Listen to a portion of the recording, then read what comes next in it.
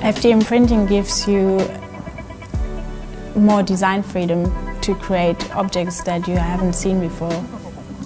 And I wanted to create something specifically for the manufacturing process, because what we're usually used to is designs for injection molding, and FDM printing works completely differently. I wanted to create something specifically for this that you can also see in the design that it's been created for FDM printing. I try to create something that doesn't need any additional support structure and completely builds up on itself.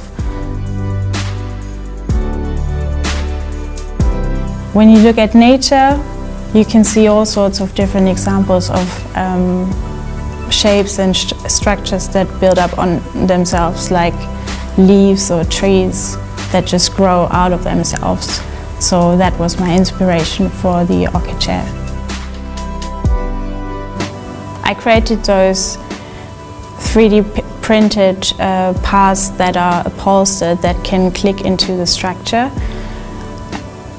It's a nice principle because you can easily customize it and have all sorts of different colors and customize your own chair.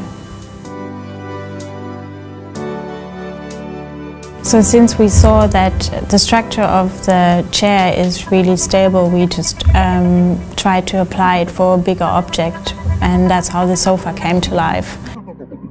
And we were able to use the entire build volume of the printer.